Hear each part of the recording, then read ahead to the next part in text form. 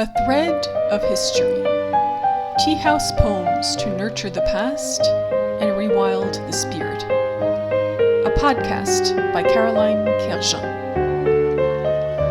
Episode 1. To All the Old Souls. The other day I received a book in the mail from my mother. The title, An Adventure. My first impression was that the subtitle, A True Story of Time Travel, seemed rather dubious. Nevertheless, I devoured the volume in one sitting. An Adventure recounts a famous 1901 incident involving two female scholars from Oxford. The women, Eleanor Jourdain and Charlotte Anne Moberly, were visiting the grounds of the Petit Trianon near the Palace of Versailles on a hot August day when they began feeling oddly oppressed. Moments later, they experienced what the book's editor calls a time slip, during which they supposedly slipped into Queen Marie Antoinette's memory of the afternoon of August 10th, 1792. This is the day the monarchy fell, and also the last day the Queen would have visited her beloved Petit Trianon. It has taken us 9 years to work out all the details which bear witness to the strangeness of what we saw and did at Versailles in August 1901, the two women wrote. My mother also sent me a link to a doctoral thesis with a chapter examining Jourdain and Moberly's story. It is titled Phenomenal Bodies and Temporality in the Fin de Siècle, and I smile as I think of the curiosity that has been her saving grace. It occurs to me that, doubtful as the time travel adventure of these two women surely is, my mother's and my fascination with this tale, and in fact with anything to do with France, is evidence of a preoccupation with details that bear witness to our own haunted family history. Like Jourdain and Moberly, we needed many years to come to terms with the strangeness of a present haunted by people long gone, by things and events which are no more. But what is the link to Versailles? Why the particular fascination with this place? As a young girl growing up in a fractious household in working-class Brooklyn, my mother dreamt of learning French, of living in France, of experiencing civilization. My own childhood, relatively quiet, was shaped by the gloomy obsessions of the adults around me, and I sought escape and refuge in a Japanese anime and its story of a woman forced into the role of military officer for the Royal Guard at Versailles. Years later, I would seek to examine my childhood interest in Lady Oscar and the context that nurtured it. In doing so, I've come to see the parallels between Jourdain and Moberly's account of their visit with the ghosts of the Trianon and our own adventure. In the glittering past and terrifying fate of the inhabitants of Versailles, we hear, writ small, echoes of the rise and disintegration of a family, and perhaps of a country as well. My essay, A Bloody Song, is a first attempt to examine the enduring mystery of time travel, in this case, an adult's voyage to the enchanted world of childhood and back again. The aim is to uncover the adult narrative within the Lady Oscar storyline. I realize that one of my reasons for revisiting the series' dark fairy tale realm is to save a beloved animated character from feeling abandoned, as I once did, and as we all sometimes do. That was the preface of my book, A Bloody Song: How Anime and Literature Collide. In this podcast, I would like to present you with a sort of sequel to the book, a sequel in the form of an oral scrapbook or thought collage of my musings and feelings about, quote, the enduring mystery of time travel, meaning the emotional and spiritual investigation of how the past feeds into the present. I speak of feeling abandoned in the preface to my book. It's a complicated feeling. It has to do with childhood, of course, but it's also tied up with the fact that I feel very keenly the loss of a great many precious aspects of life in contemporary society. The loss of beauty, the loss of nature, the loss of emotional connection and intimacy, the loss of what used to be called character, the loss of spirituality.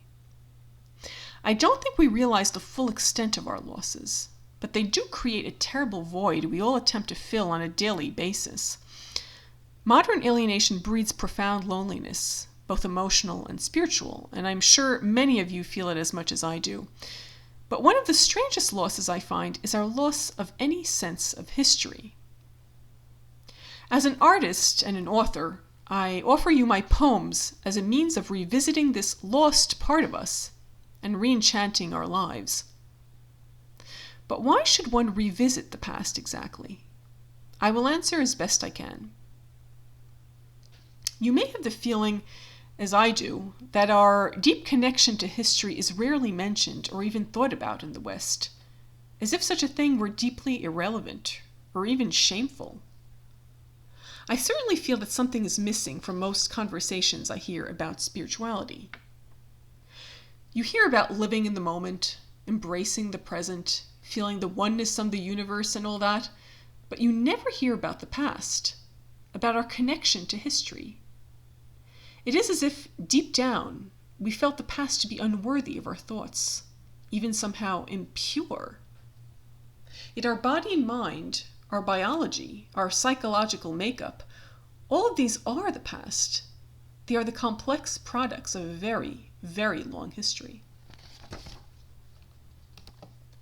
I personally believe that this negation of our historical selves in the West is actually rooted to a great degree in our negation of nature, of the natural world, and I'll have much more to say about that in a future episode. But for now, I'll just say that I myself feel a deep connection to the past, which is difficult to explain. Things that were alive for me 25 years ago are just as alive for me today. People, places, events are not merely memories, but vibrant and alive and real. Maybe some of you feel similarly. Perhaps some of you may feel like I do, that they are somehow in the world, but not of it. Maybe some of you find this contradiction in themselves to be difficult to live with, or even painful. This podcast is in honor of all of you, my kindred spirits, fellow companions in contemplation. These poems are offered in honor of all the old souls out there.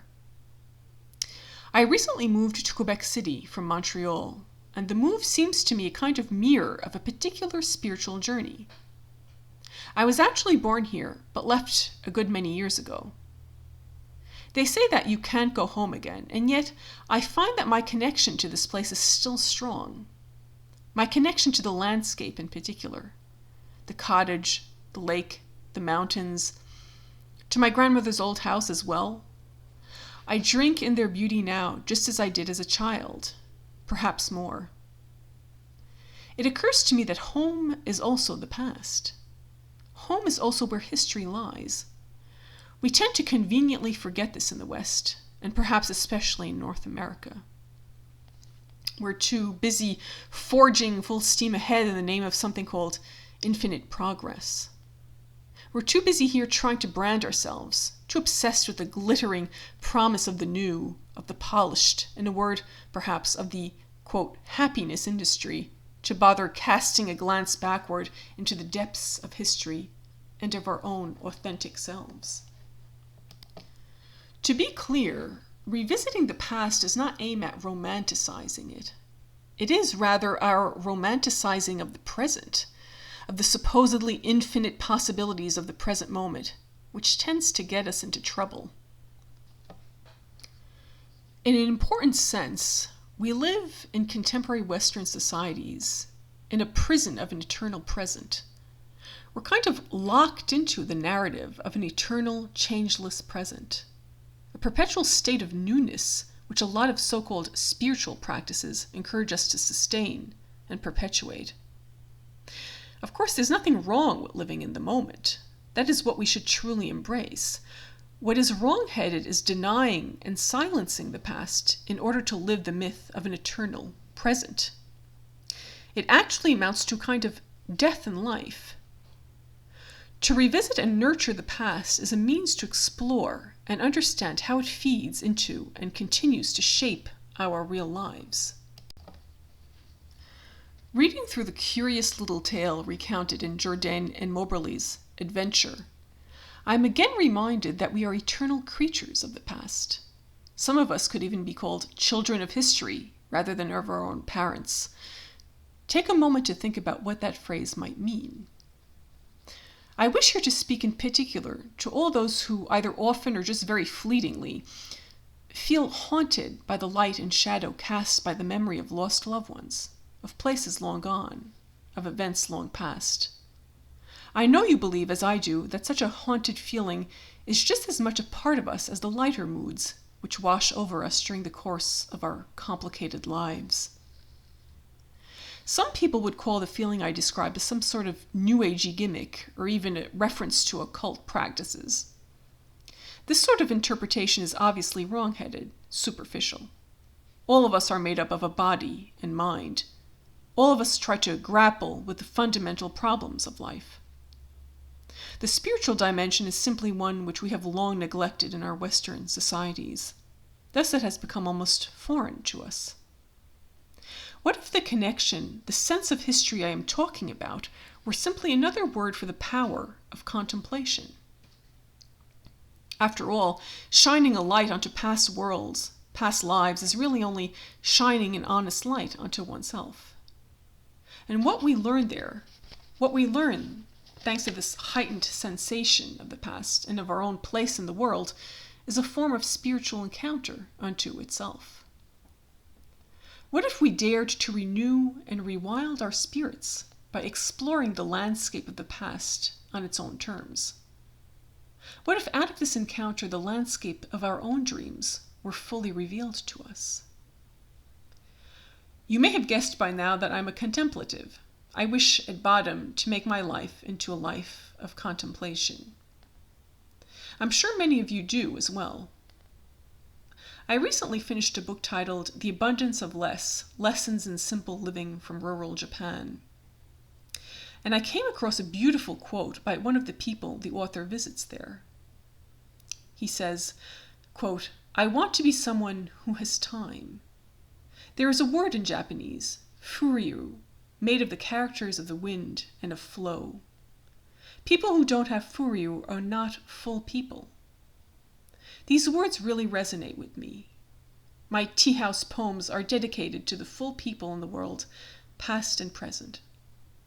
In the end, I believe we are all of us old souls, full people, children of history. We are all of us, in some form or another, seeking to break away from the prison of changeless present, of an impervious self, in order to understand past worlds, past lives, past narratives. This courageous breaking away serves to breathe life into our future selves. I believe that learning about the past, or even just cultivating a sense of the past, is a way of reconnecting with a secret, shamed, rejected part of ourselves. It's like discovering a secret garden. It is discovering that, in a sense, our souls have all been pre-loved, that we didn't come from nothing. It is discovering a way forward, a healing process, a newly and more authentically spiritual path. It is choosing to lean forward into the wind and flow, into the river of time. To all the full people, the old souls, the children of history, this delicate thought collage is for you. I hope you join me next time as I gift you with another tea house poem.